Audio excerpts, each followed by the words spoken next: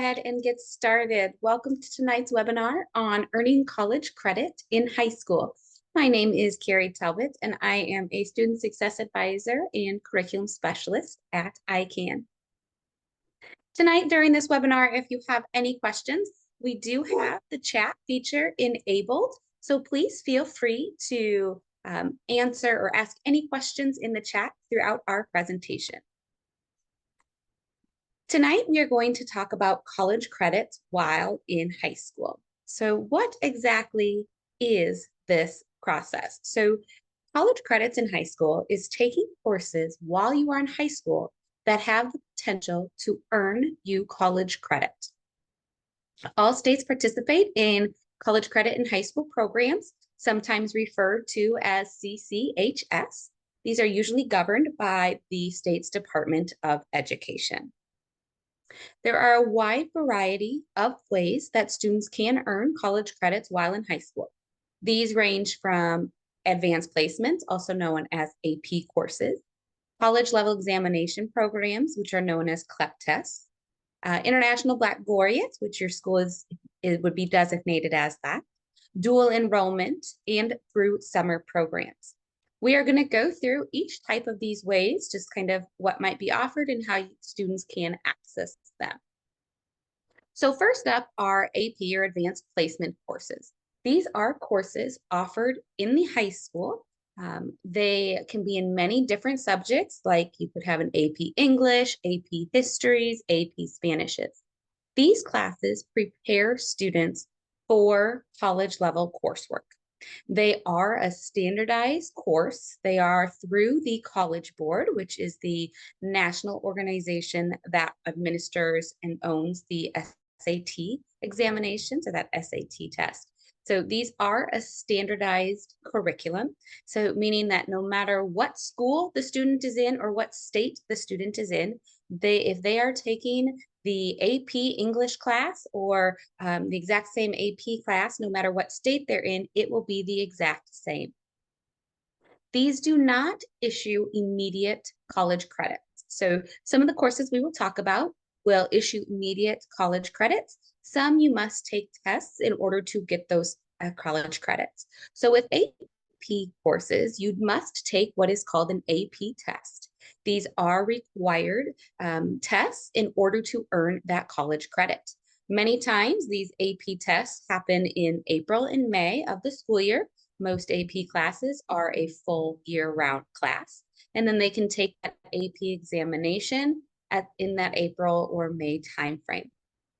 AP examinations, students are scored on a 1, 2, 3, 4, 5 type basis. So colleges then can award credits based on your score. So this is not a guaranteed college credit. There is no standardized, if you get a 3, let's say, score on your AP test, you are guaranteed college credit. The college that you are going to will determine if they take AP credits and if the student will earn credits, college credits, from taking that AP test and what score you must get on that test. So what that means is that two universities could handle the exact same test differently. So you might go to your state university with your AP exam score, and that has a 3 on it. And then you might go to a private college and the exact same test. One of them might issue credits and the other might not. Each college gets to determine how they're going to take that credit and if they are going to take that credit. Again, AP tests can potentially earn you college credit. Those credits can go into the college as multiple different ways. So that credit could transfer to that college as a direct transfer class, meaning that it directly satisfies a course that that college offers. So for example, you might take an AP English class at high school, and it might be a direct transfer for your freshman level English class that you need to take in college. So you would no longer need to take that freshman English class. If it's not a direct transfer class and the college is accepting those AP courses, it would go in as an elective class. So it means that the college doesn't necessarily have a direct transfer. They don't have a course related to it. They'll take that credit, but it's just going to count as a generic elective credit for you. These AP classes, you get high school credit for them if you pass the class, just like any other high school credit class. In high school, you might be able to take an AP class in place of a required course. So for example, you might have a requirement at your high school to take US history. Uh, some high schools allow you to take the regular high school level US history class, or you can take the AP US history class to satisfy that high school requirement. So you can definitely check with your school to see if that is applicable to your school, or if you still must take the required US history class and not substitute it. AP courses themselves are usually free to the students. They are just part of the curriculum or course offering that your high school has. But the AP tests that the students take is self-pay. Most of the time, schools do not charge. That is usually a self-pay or family-imposed fee. So the family would have to pay that AP test fee. And again, those are usually through College Board. So while your student will be able to take that AP test at the school, it's actually through the College Board is the ones that administer or have those tests access. So that is AP course. Not all high schools necessarily offer AP classes. High schools don't have to offer AP classes, but it's one of the ways that they can potentially have college credits while in high school. Our next option here for college level or college credits in high school is called the College Level Examination Program, also known as CLEP testing. So CLEP tests are, or exams are not courses that students take while in high school. Instead, they are tests or examinations that students take and get potentially college credit for taking or getting a certain score on those CLEP tests. These tests are usually in introductory level courses. You will find them potentially with, if you are a native Spanish speaker, you might be able to take a CLEP test in Spanish to not have to take any Spanish in college and get that college credit. There are 34 different subject areas available for CLEP testing. Again, introductory level type courses are usually satisfied with this. You might have some English or some social studies type classes like psychology and sociologies with this as well. Students must pay to take a CLEP exam. This is not through your high school. You don't get high school credit for these necessarily. These are usually done from or at the colleges to get you out of some of those introductory or base level classes. CLEP tests are meant for students who think they have significant knowledge or proficiency in a certain subject area, so they can take this exam and pass and successfully master and pass that exam. Again, you would get college credits if you receive a passing score. Not all colleges, again, accept CLEP tests. There currently are close to 3,000, 2,900 colleges and universities that do accept CLEP tests and credits through the CLEP test. So it is definitely one, if you are thinking of taking a CLEP test, you need to speak with the college that you are going to see if they offer that route for students, and then make arrangements to sign up and take that examination. Again, these aren't necessary. These are not to replace your high school courses. And then there's International Baccalaureate or an IB school or IB programs. These are where schools are designated as an IB school, and then they follow a certain curriculum and courses that students can take. And so courses taken, if they are an IB school or an IB program, all of the courses then within that program can count towards those college credits. You do have to take an IB test as well to earn that college credit. And then you also receive a certificate of passing. This can be taken again at the college. They decide if and how to award the credit. So again, getting credits through an IB program is not guaranteed college credits. If the school, the high school that you go to, offers a full IB program, you can earn what is called an IB diploma, signifying your ability to earn college credits for all classes. So some schools are deemed an IB school. You would know if your school is that. They have the programming. It's well versed and advertised and standardized within the school. You could potentially have a IB diploma that signifies that. Again, not guaranteed college credit, so it is important to check with the college of your choice to determine if they take IB credits and how they can transfer. Again, if your high school doesn't offer IB courses or programs, you wouldn't be able to access this. This is one that the school has to offer in order to be able to access this. You can't just go out and find an IB program and then take part in it. Next is dual credit, or sometimes referred to as concurrent enrollment courses. These are directly enrolling in college classes while you are in high school. You work with more than not likely the local community college right in your back door or within your community, in your town or your county. These are those college credits from that community college. These credits are called dual enrollment because they count for high school credit and college credit simultaneously. So this means it does impact your GPA, not only at the high school, but also your GPA in college. So your GPA, your high school or your college transcript starts the second you start taking college credits. So if you are a student that starts taking college credit while in high school, you will then start your college transcript, and that goes with you even when you graduate high school. So if you're taking colleges or credit classes at the local community college and decide to transfer to your state school, or that's where you end up wanting to go after graduation from high school, your community college transcript will still follow you, and those grades you receive will be your GPA starting at your four-year institution when you graduate high school. So it is important that you make note of that. With the AP tests, with the IB tests, with the CLEP tests, you don't necessarily receive a college GPA.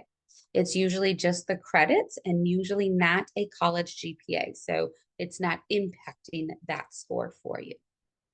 But again, those aren't guaranteed credits just because you passed the class. With these dual enrollment classes, if you pass the class, you are guaranteed college credit and high school credit by taking the class.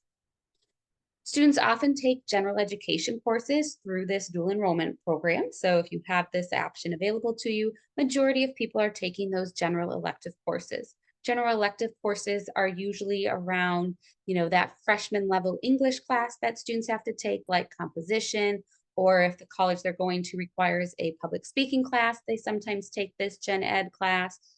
Their psychologies or sociology, some of those gen ed requirements that regardless of your major, all students have to take those courses. These are the courses that many students are tapping into if they're doing the dual enrollment program to take care of some of those gen ed requirements while they're in high school, so they have less work to do while they're in college. Like I mentioned, passing the course means you earn the college credit through that community college. So it's direct credit from the community college who's offering that course. So in order to get them into that four-year institution, like your state schools, you do need to have your transcript from the community college sent to your four-year institution of choice.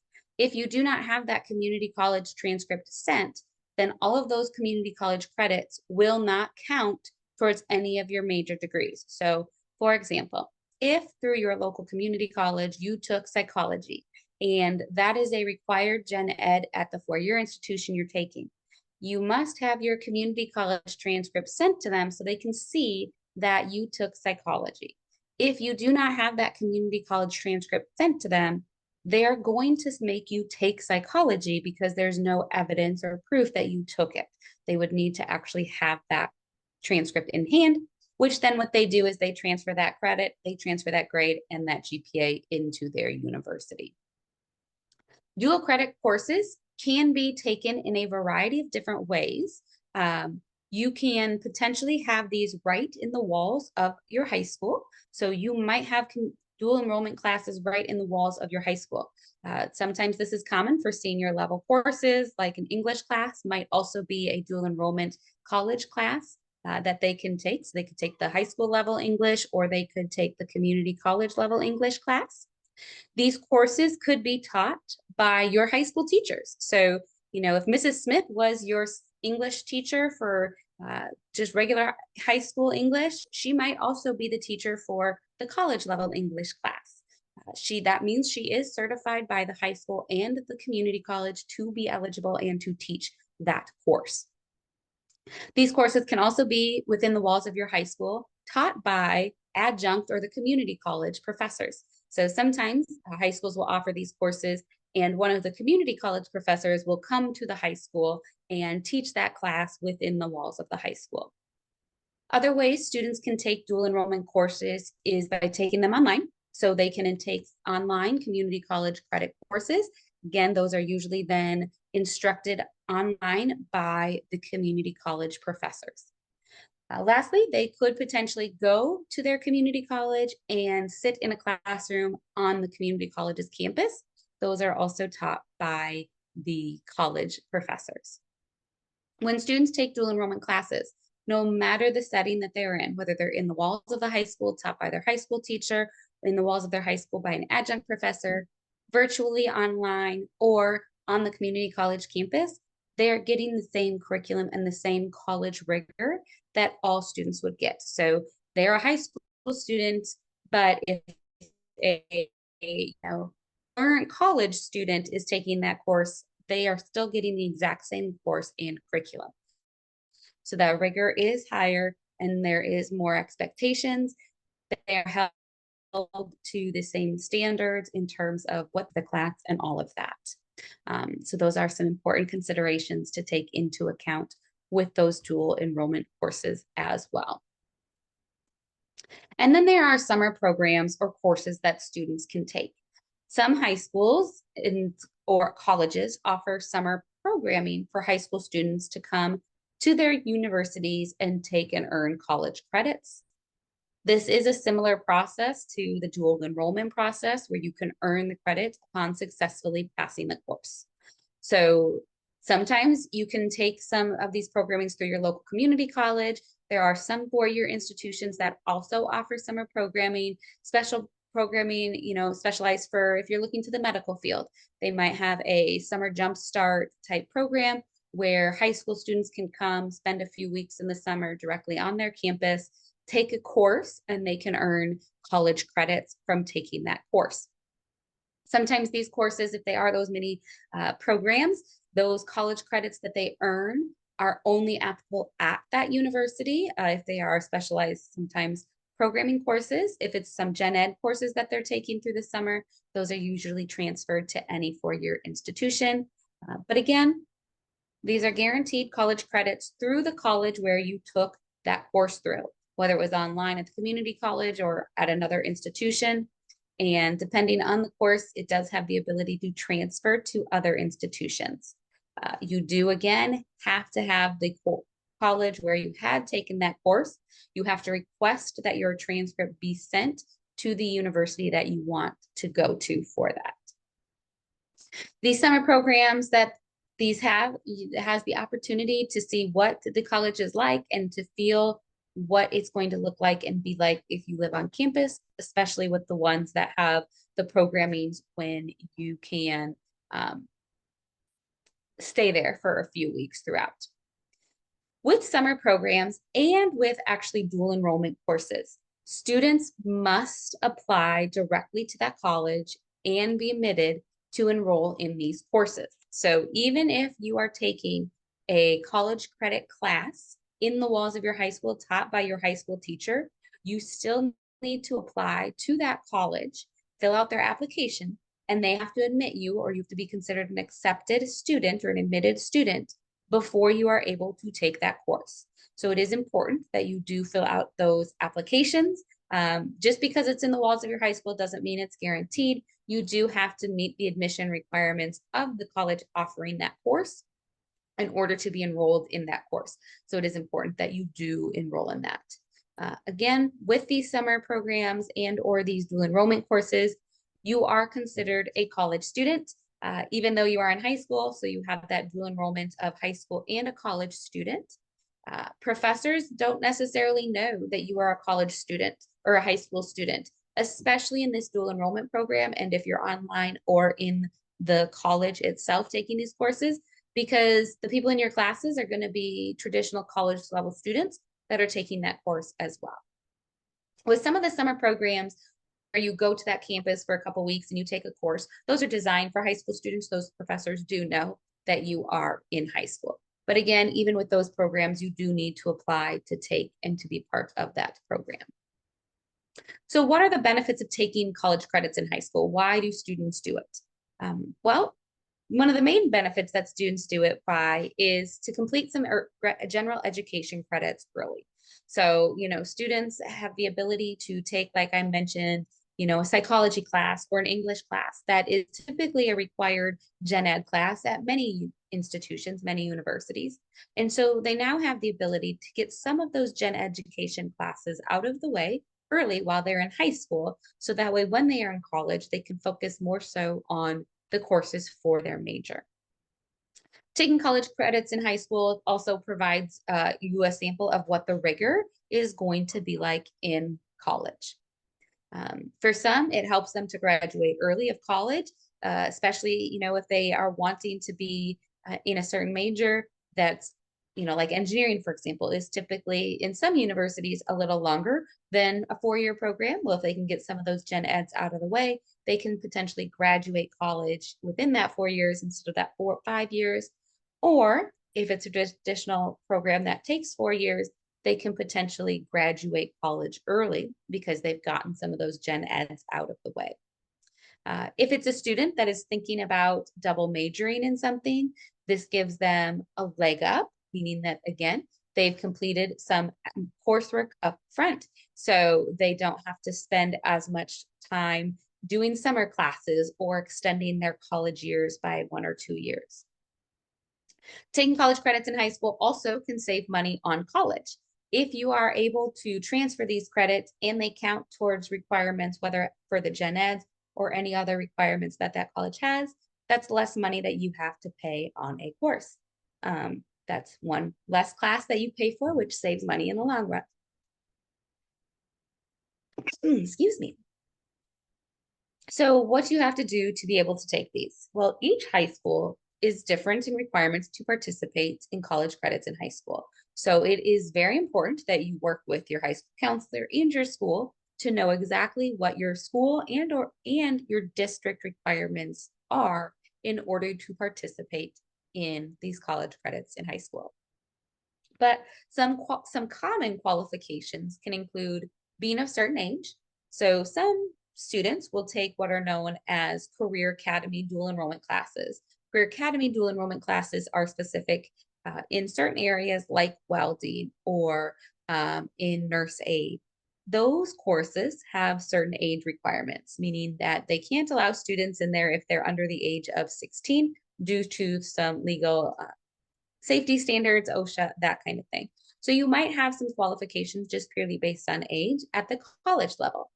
But your high school might also have certain age requirements for you to be able to take these, like only juniors and seniors can take college credits, that type of thing. You might have certain GPA requirements. This could be instilled by the high school or the college, depending on, your high school might say only those with a 3.0 GPA and higher can take college credit in high school because those are the students that are most successful and will pass the courses. Colleges also tend to have or could maybe have a GPA requirement saying, this course requires you to have a minimum GPA in order to take that course. Prerequisite courses are another common qualification. So if you are wanting to take a human biology course, for example, at the college, that might be a second level class. So a prerequisite would be intro to biology or something like that at the college level. So it is important that you do look to see if there's any prerequisite courses and plan those in, whether from the high school and or the college. You might have to have placement test scores in order to take college credit in high school. It might be your state assessments in high school to prove proficiency on state assessments. You might have to be proficient on those. At the college level, you might have placement test scores that around AccuPlacer or ALEX, which are two common placement test scores for English and math. It might be you have to have a certain ACT score in a certain subject area in order to take that class. You might have to have a certain ACT in English score in order to take the college level English class. So that's another one. Another qualification or might be that parents and school administrators have to approve the course that you're taking.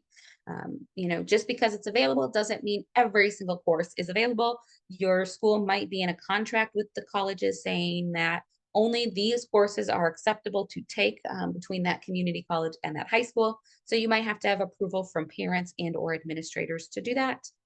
And again, any other admission standards that the college has. Remember, you do have to, especially when taking the dual enrollment classes, you do have to apply to that university or to that community college, and you have to be admitted into that university or community college in order to start taking these courses. So if their admissions process has any additional requirements, you do have to satisfy all of those requirements as well in order to take these college credits in high school. So who should take these credits? Well, earning college credits in high school is a great thing, but it's not necessarily for every student. Those that are successful with the rigor of these programs are students who tend to have a strong academic background. This means that they have excellent attendance while in high school. They attend usually every day. They successfully complete courses, usually have GPAs higher or 2.5 or higher, and they complete all of their work and assignments on time. Students that are self-starters or self-motivators are also more successful in these programs. With college credits, you have to devote many hours outside of class to studying and classwork. Even if that course is in the walls of your high school, taught by your high school student, the common factor for college classes, and even if they're in the walls of your high school, is for every 1 hour you're in the class, you're expected to study or you have 2 hours worth of work outside of that class time. So being those self-motivators, making sure you're getting that work done, you have a lot more work outside of class to do, show more success. Those that take responsibility for their own learning and success are usually the best for these programs, meaning that they know it's on them to do well in this class. It's not the teacher's fault, or the teacher needs to be the one that makes them successful. And then being able to successfully manage their time with their academic commitments, their work commitments, their extracurricular, and any other commitments they have. It's very important that they are not procrastinators, that they can manage that time successfully and handle all of the extra work and class time. So what are some cautionary tales, or what are things that we need to be cautious of or be aware of before we go through and take these college credits while in high school? Well, first off is that course rigor.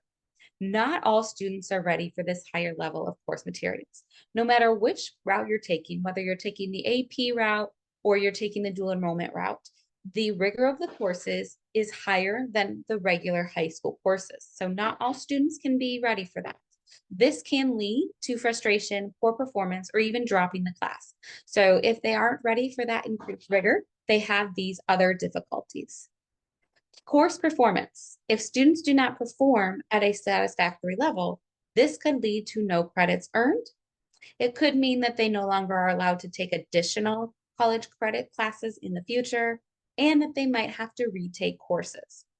Satisfactory level can potentially vary. At the high school level, a D- might be considered satisfactory and passing that course. But at the college level, it might be considered a C, depending on which college that they are attending. So satisfactory level would be based on the college for that, especially if you're taking those dual enrollment courses.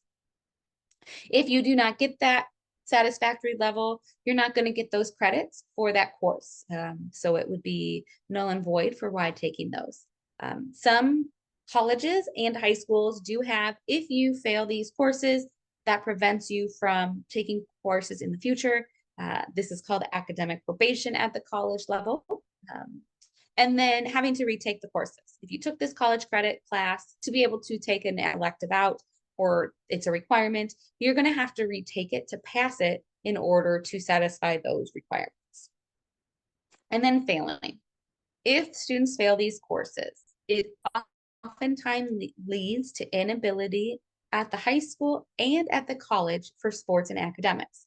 So a lot of these automatically high school credit courses. So whatever your high school's requirements are, or whatever there is for failing classes, that will still apply to these courses. So, many high schools have, if you fail classes, you are ineligible for high school sports, potentially having to sit out, miss games, miss a season. The same is true when you take these courses, but then that also applies at the college level as well. So, that failing can lead to that ineligibility for sports or put you on academic probation as well.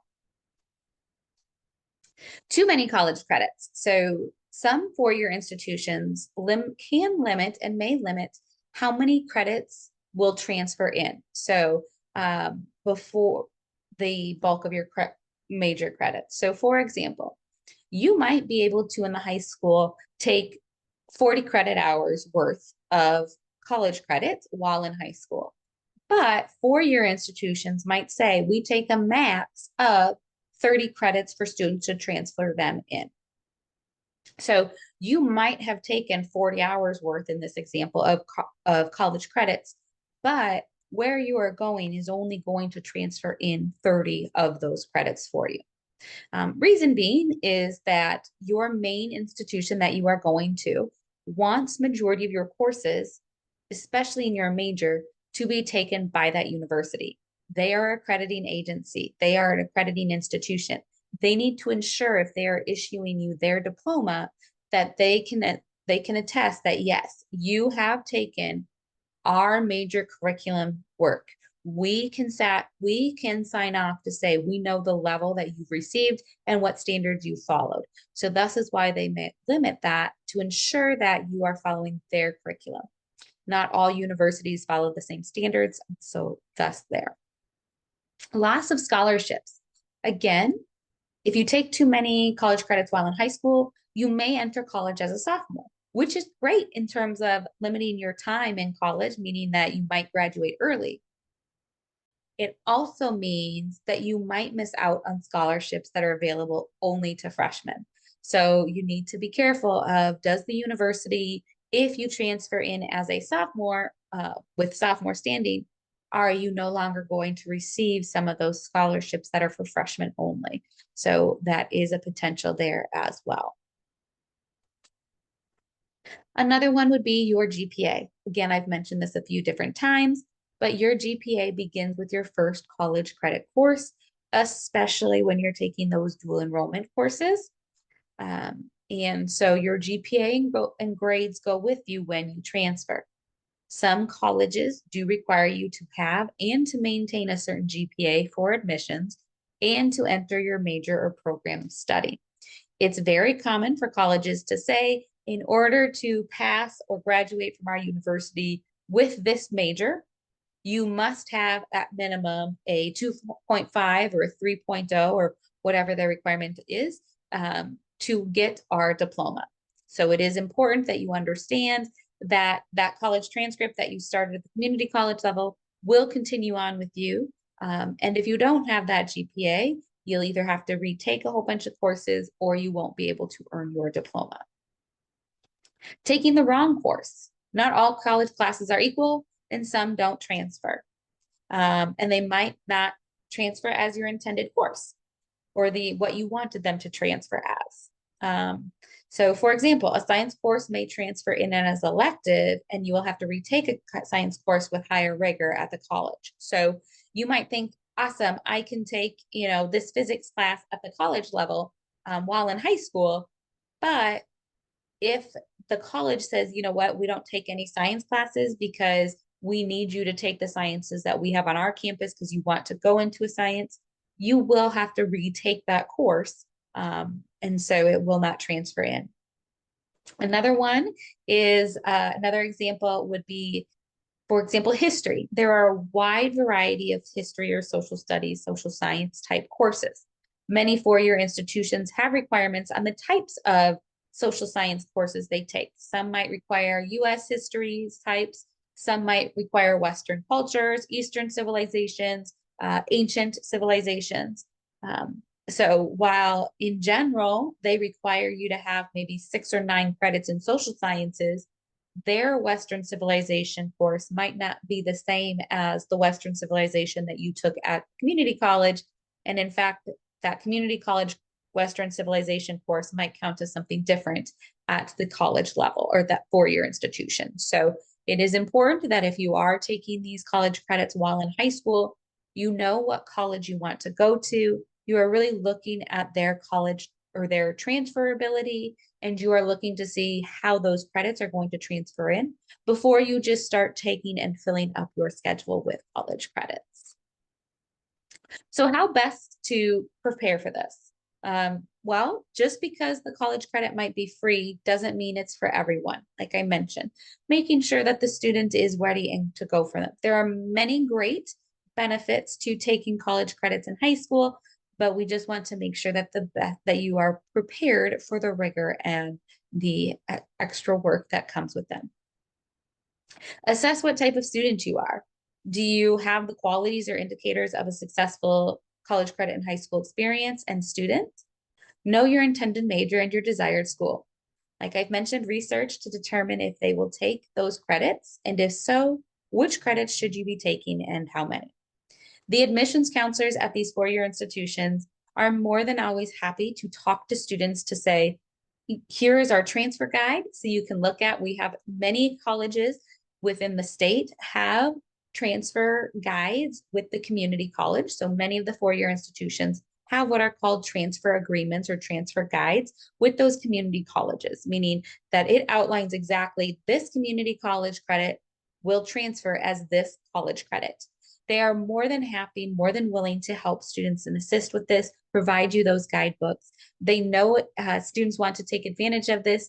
They'll encourage you to take advantage of this, but we just want to make sure that everyone is taking to maximize their benefits for the student. And so the student has the best experience while in high school and while taking these college credits. So feel free, reach out to the admissions offices at the colleges you are pursuing just to confirm the colleges.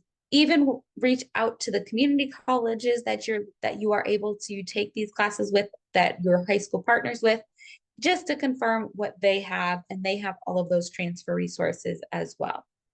And always work with your high school counselor to determine the best plan. Your high school counselors have a wealth of knowledge and a wealth of information.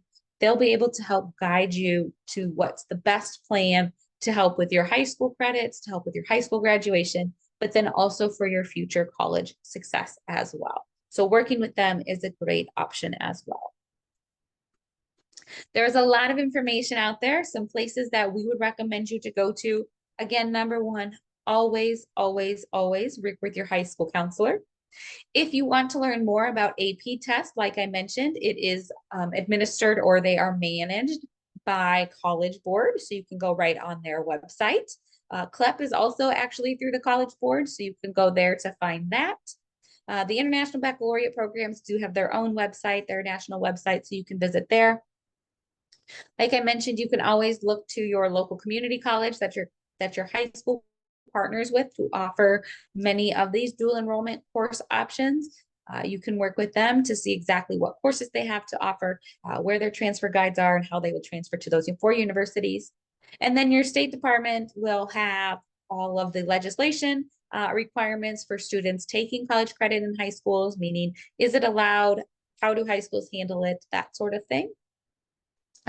We at ICANN are always eligible, or always here to help as well. So feel free to reach out to us, and we will be happy to help you as well. That is it for tonight's presentation. I hope you have a great night. Feel free to reach out if you have any questions. Thank you. Bye-bye.